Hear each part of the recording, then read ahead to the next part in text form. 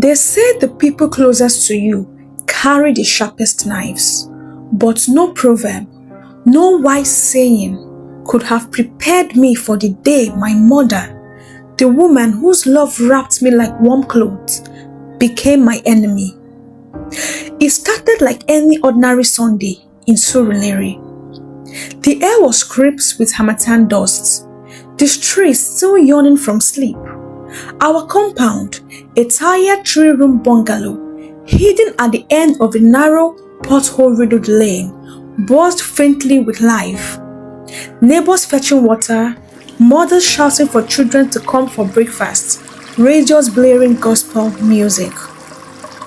Inside our small flat, Mama was humming a hymn as she stirred the bubbling pot of stew on our rusty kerosene stove. The aroma of fresh tomatoes and pepper wrapped around me like a memory I never wanted to lose. She wore her best wrapper, a deep blue Ankara with golden suns, and she had tied her gele so perfectly that she looked like royalty. If the world had eyes, it would have called her a queen. And if the world had a heart, it would have said she loved me more than anything else it loved. I smiled at her, my heart full, my faith in her whole. It was Thanksgiving Sunday. After all, we had survived another hard year. No eviction notices, no major sickness, no shame. Mama had even managed to pay part of my school fees. How? I didn't ask. In our house, you don't question miracles. You just kneel and say, "Thank you, Jesus." I was fastening my earrings when it happened. A knock, loud, insistent, angry, slammed against the door. Before Mama could wipe her hand on her wrapper, the door creaked open. 3 policemen stormed in.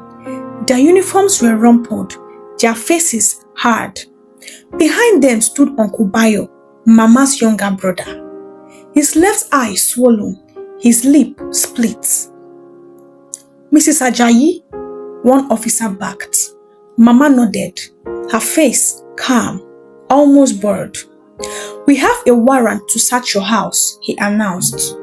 For a moment, silence swallowed the room. Mama said nothing.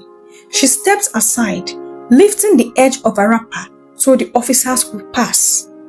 They turned our house upside down. They ripped open our mattress.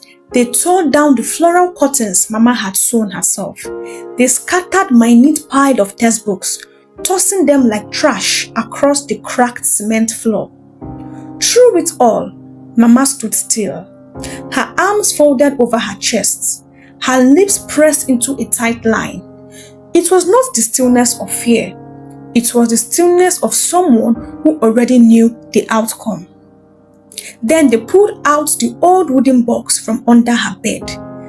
I had seen it once, years ago.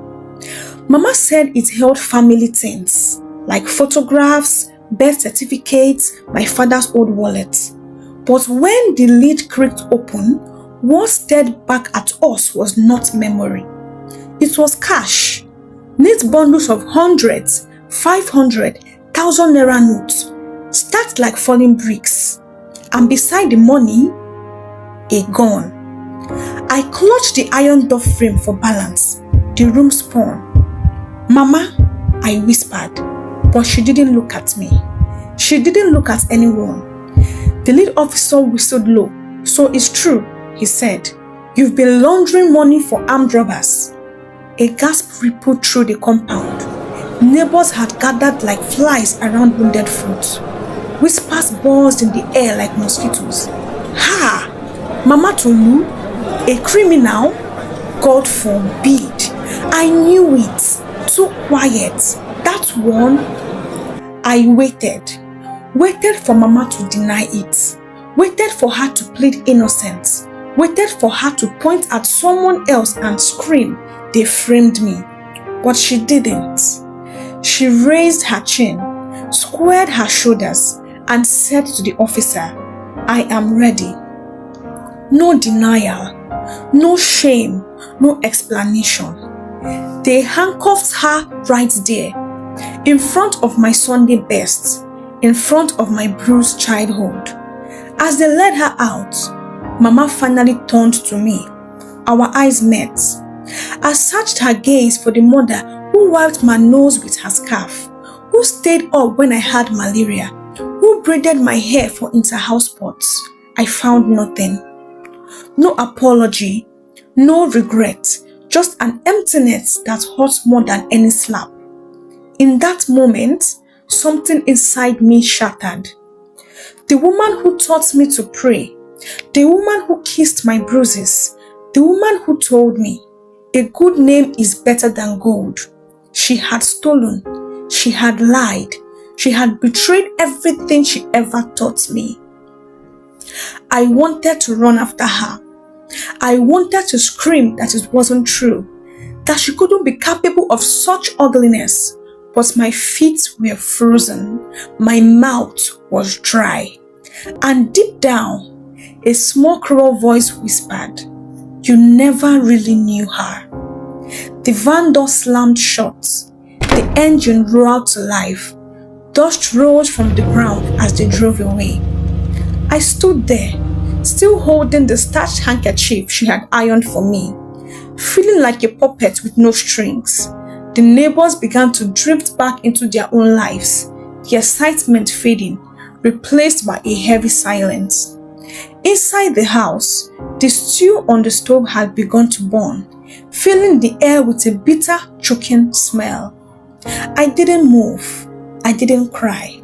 I stood there, breathing in the ashes of a life I no longer recognized.